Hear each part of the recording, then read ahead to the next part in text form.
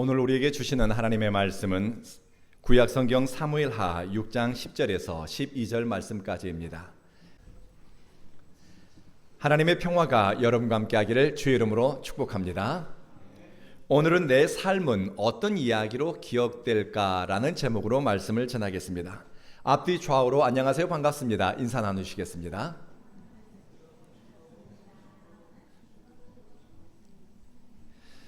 영국의 어린이 암 환자 병동에서 일어난 이야기입니다. 어린이 암 환자 병동에서 일하는 의사가 어떻게 저 어린 암 환자들을 도울 수 있을까?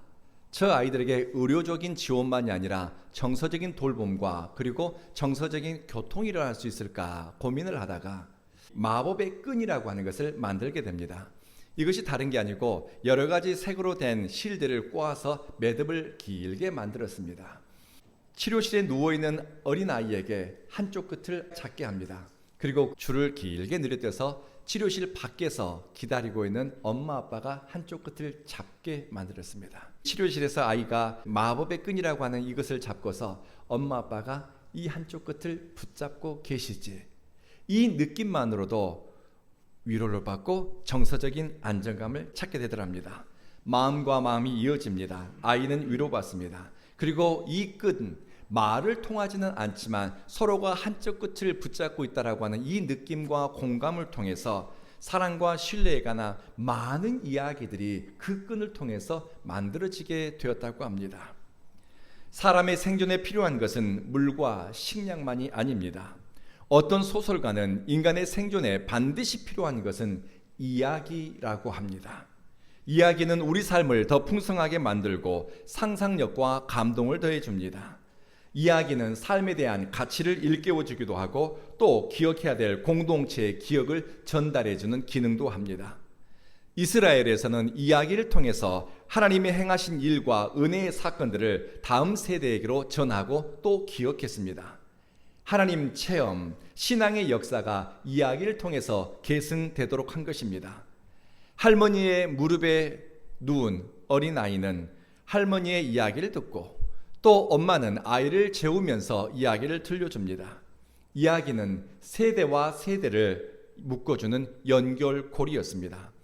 그런데 어느 때부터인가 이야기가 세대 간에 전달되지 않게 되었습니다. 사람들은 이야기를 통해서 전해지는 삶에 대한 지혜, 기억을 통한 공감에 서툴러지게 되었습니다. 영국의 레이첼 클라크라고 하는 한 의사가 쓴 아버지의 죽음 앞에서라고 하는 책이 있습니다. 톰이라고 하는 영국에서 잘 나가는 금융 전문가가 심장 발작으로 실려왔습니다. 가슴에 통증을 느끼고 호흡이 불편했던 톰은 입원해 있는 동안에 자기가 죽을지 모른다고 하는 두려움, 아니 나는 죽게 될 거야 라고 하는 이 절망적인 생각에 사로잡히게 되었습니다.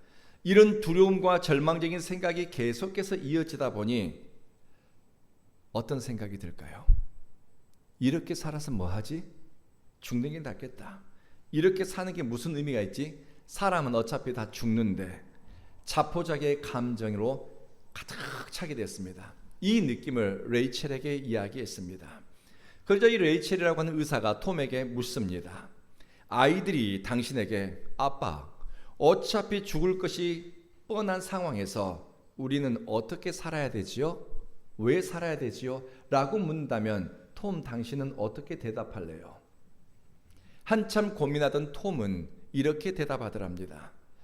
이 세상에 아름답고 멋진 곳이 많은지를 들려줄 것 같습니다. 멋진 세상을 누리는 것이 얼마나 즐거운지, 사랑하는 사람과 함께 지내는 것이 얼마나 행복한지 그 느낌과 그 감격을 내 아이에게 이야기해 줄 것 같습니다. 사람들은 유명인의 신변잡기와 그들의 이야기는 관심을 갖지만 내가 사랑하는 사람의 이야기 혹은 내가 일상에서 만드는 이야기에는 관심을 두지 않습니다. 사람은 이야기를 통해서 누군가의 삶을 기억하고 또 우리가 경험한 하나님 체험은 내 자녀들의 삶 속에서 다시 살아나고 그들에게 알려주는 길잡이 역할을 합니다. 그러나 이야기 생산자로서 우리는 어떤 이야기를 만들어야 할지 또 어떤 이야기로 내 삶이 기억됐으면 좋을지 그냥 지나칠 때가 많습니다.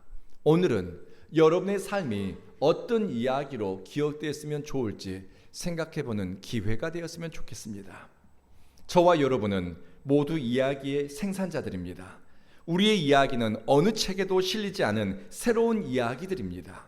아픔과 기쁨, 슬픔과 환희, 빛과 어둠을 통과하면서 빚어지고 다듬어진 이야기들입니다. 우리가 전해줄 이야기의 무게와 가치는 유명함이나 극적인 요소에 있는 것이 아니라 이야기가 향하는 방향에서 나옵니다. 삶을 대하는 태도와 일상의 이야기들입니다. 성경에는 군중과 집단을 빼놓고서 약 2,000명에서 3,000명에 달하는 사람들의 이름이나 그들의 삶에 관한 내용이 소개되었다라고 합니다. 학자들에 따라서 견해가 다르기 때문에 약 2,000명에서 3,000명으로 어림잡습니다. 아브라함, 모세, 다윗, 솔로몬, 이사야, 베드로 이런 분들에 관한 이야기는 정보가 많다 보니 우리는 잘 알고 있습니다. 그런데 아주 짧은 구절과 몇 마디로 소개되었지만 결코 가볍지 않은 인생을 산 분들이 성경에는 굉장히 많습니다. 크게 이름을 떨치지 않았어도 그들의 후손들에게는 신앙인으로 산다는 것이 어떤 의미인지, 그리고 어떻게 선택하는 것이 하나님과 동행하는 삶인지를 보여준 사람들입니다. 오늘 우리가 읽은 성경에는 몇 구절밖에 소개되지 않았지만 삶을 대하는 태도, 신앙의 선택이 얼마나 특별한지 그분에 관한 이야기가 기록되었습니다. 저는 오늘 두 사람의 이야기를 전해드리려고 합니다. 우리가 읽은 사무엘하 6장의 배경은 지금으로부터 약 3,000년 전 이스라엘 부족이 부족 국가에서 왕정 국가로 전환되는 그런 시기에 일어난 일입니다. 이스라엘의 초대 왕을 지낸 사울과 영적 구심점이었던 사무엘이 죽은 지 몇 년 지나지 않은 때였습니다. 사무엘이 죽고 나서 하나님의 법궤는 오랫동안 방치되었습니다. 대중의 관심에서 법궤는 멀어졌고 아비나답이라고 하는 사람의 집에 장기간 보관되었습니다. 사울 왕은 살아 생전에 법궤에 대해 딱 한 번 언급했을 정도로 하나님의 말씀이 들어있는 법궤의 가치를 제대로 깨닫지 못했습니다. 다윗이 왕위에 올랐습니다. 그는 국가 시스템을 갖추고 외부의 적들과 전쟁을 치르느라 정신이 없었지만 다윗에게는 꼭 해보고 싶은 일이 한 가지 있었습니다. 그것은 아비나답의 집에 보관되어 있는 하나님의 법궤를 예루살렘으로 가져오는 일이었습니다. 사울 왕과 달리 다윗은 하나님의 법궤와 그 법궤 안에 들어있는 말씀의 가치가 얼마나 귀한지, 영적 자산인지를 정확히 파악하고 있었습니다. 그래서 법궤를 예루살렘으로 가져와서 예루살렘을 예배의 중심지, 신앙의 구심점, 하나님의 뜻이 예루살렘을 중심으로 성취되는 것을 보고 싶었습니다. 물론 정치적인 의도가 전혀 없었다고는 할 수 없지만 다윗은 하나님을 무척 사랑했습니다. 그래서 왕권이 어느 정도 정착되자 바로 법궤를 예루살렘으로 가져오는 국가적인 행사, 이벤트를 진행했습니다. 하지만 조급한 열심, 준비 없는 성급함은 생각하지 못한 어려움을 가져왔습니다. 동기가 선하다고 모든 과정이나 행위를 하나님이 인정하는 것은 아닙니다. 원래 법궤는 레위 지파 사람들이 어깨에 매서 옮겨야 되는 것이었습니다. 그런데 다윗은 너무나 조급했습니다. 빨리 일을 끝내고 싶었습니다.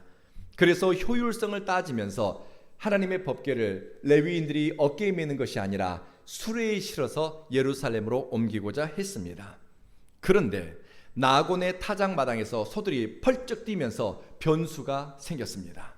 수레에 실린 법궤가 떨어질 것 같아 웃사라고 하는 관리자가 하나님의 법궤를 덥석 움켜잡은 일입니다. 여기까지는 우리 생각에는 크게 잘못된 일이 없을 것 같습니다. 그러나 하나님은 그 과정과 절차, 이 모든 것을 기뻐하지 않았습니다.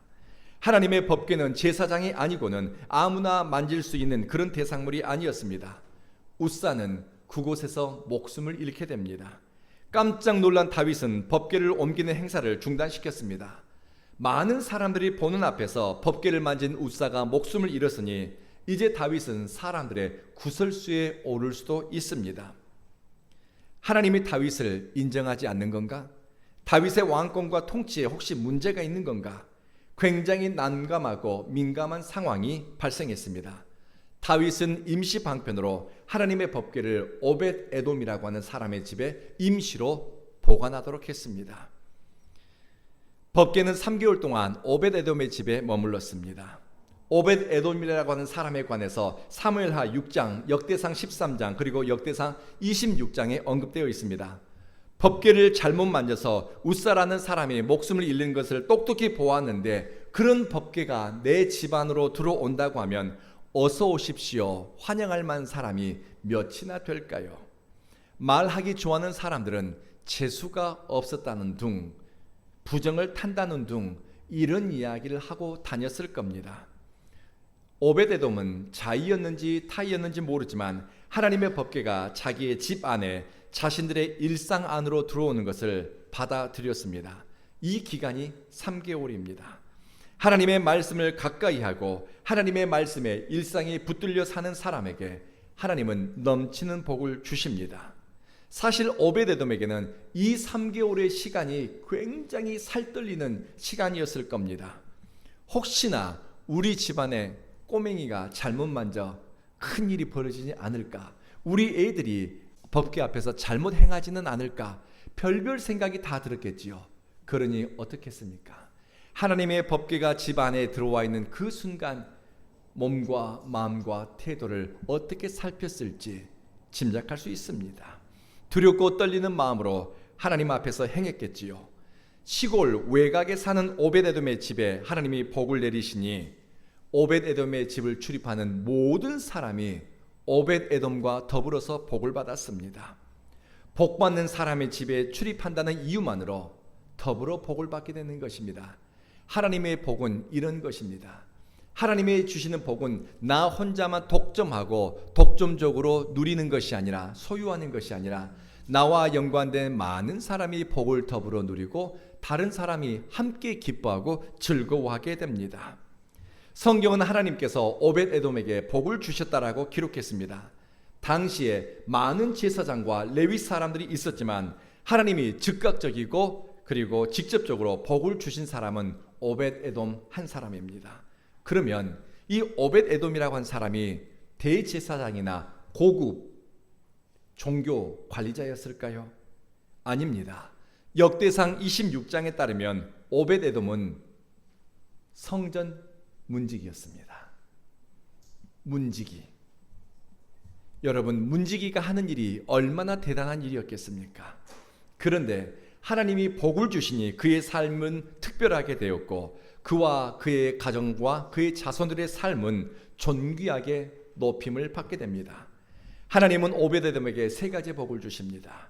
먼저 자손이 번창하는 복입니다.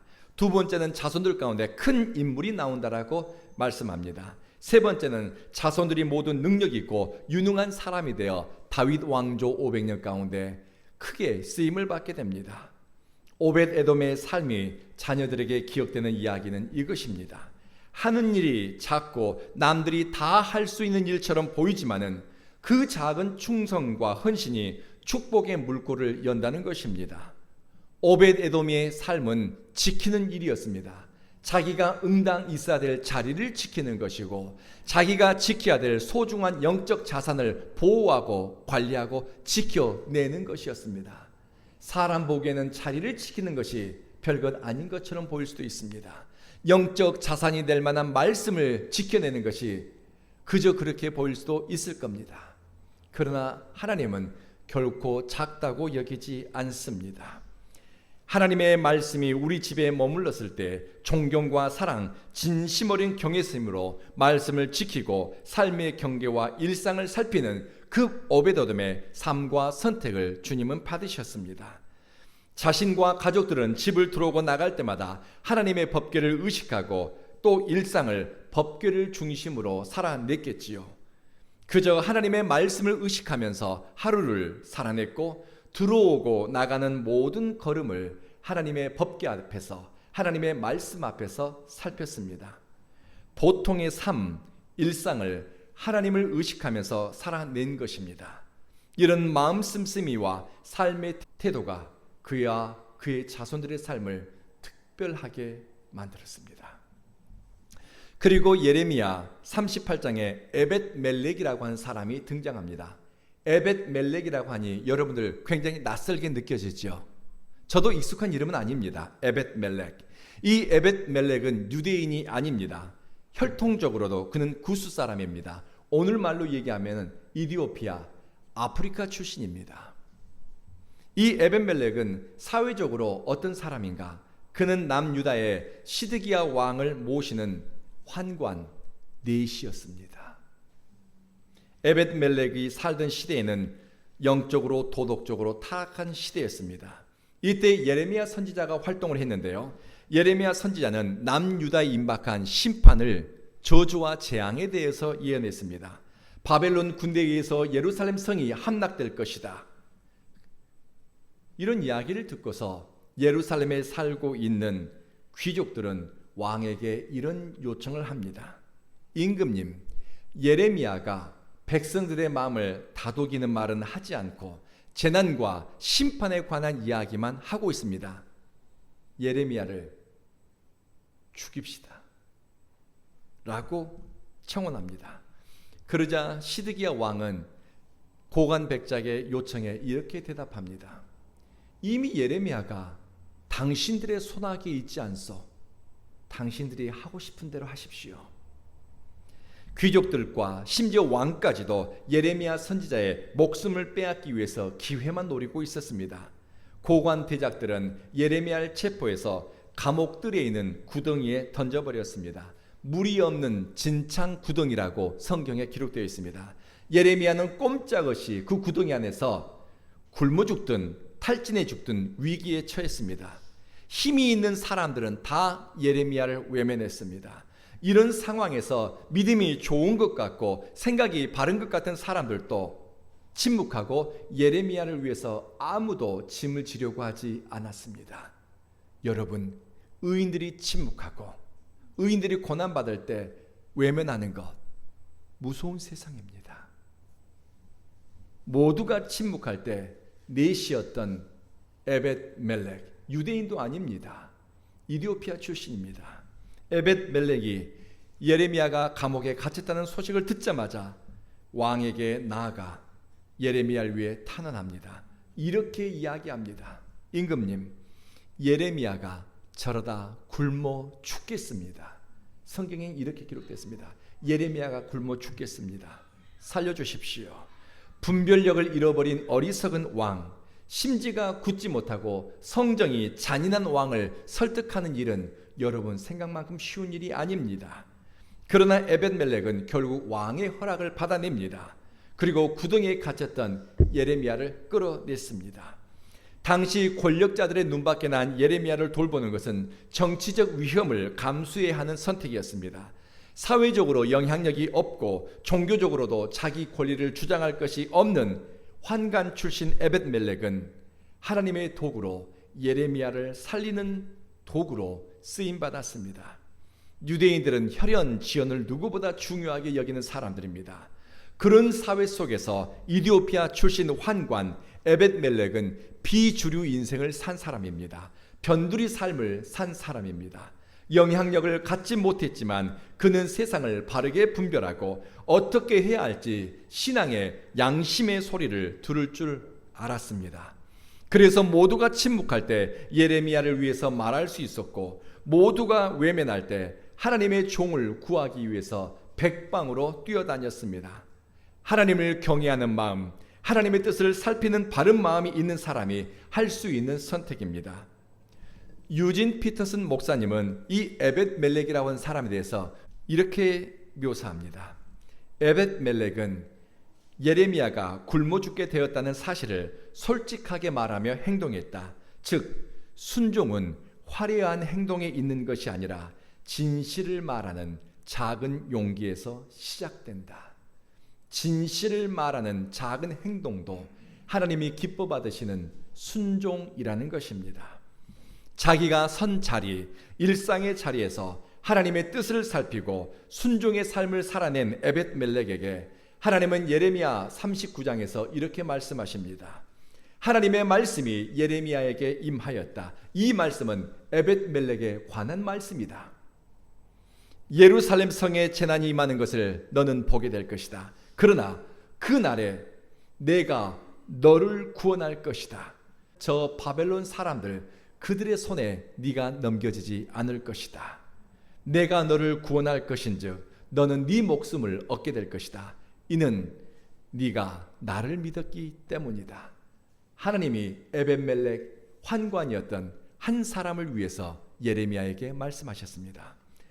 어려운 줄 알면서도 주님을 위해 선택하고 자기에게 유익이 없어도 신앙의 양심을 쫓아 순종하고 남들은 다 외면해도 하나님의 사람을 위해 용기를 내고 또 지켜야 할 바른 가치를 위해 참고 견디는 힘은 믿음에서 나옵니다. 하나님은 이 믿음을 가진 사람을 전쟁의 소용돌이 속에서도 보호하시고 세상이 기억해 주지 않아도 하나님께서 그 이름을 기억하셔서 에벳멜렉이라고 하는 이름 네 자를 예레미야서에 남기도록 했습니다.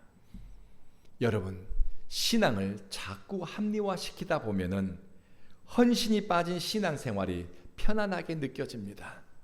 주님을 위해 아무것도 하지 않아도 예배드리지 않아도 그냥 그 생활이 편안하게 느껴집니다.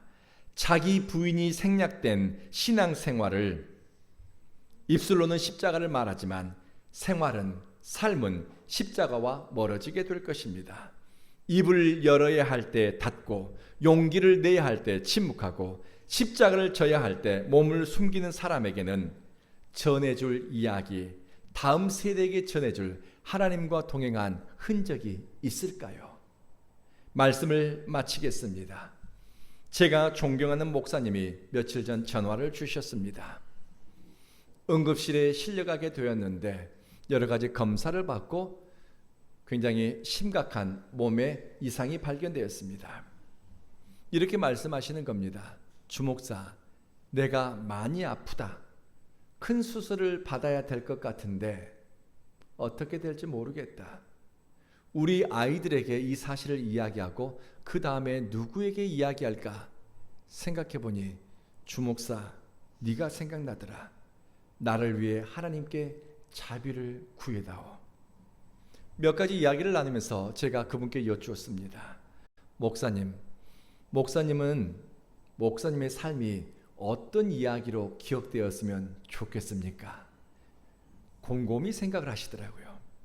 그러면서 이렇게 대답하셨습니다. 주목사, 나는 예수님을 의지해서 하나님께 자비를 구한다. 나에게는 죽음의 공포가 없다. 나는 매일, 매 순간, 지금도 침상에 누워서도 병상에 누워서도 내 하나님을 경배한다. 나는 예수가 정말 좋다. 고난 많은 인생이지만 하나님의 은혜가 넘치고 내게는 감사가 충만하다.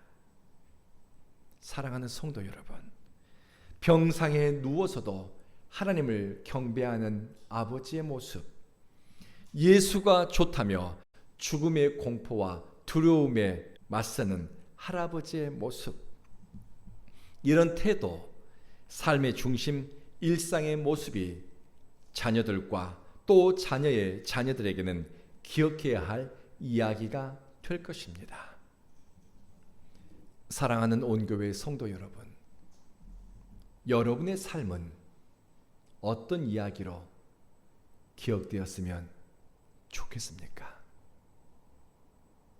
기도하겠습니다. 자비하신 주여, 큰 일 이루겠다고 아등바등 사는 것보다 내게 주신 하나님의 말씀을 지키기 위해 머물러야 할 자리, 지켜야 할 가치를 위해서 오늘 하루를 내 삶의 마지막 날인 것처럼 살아내게 하소서. 예수님을 의지해서 매 순간 하나님의 자비를 구하게 하시며 내가 머무는 자리, 지나가는 장소에서 하나님을 경배하고 예배하는 것을 기뻐하게 하소서.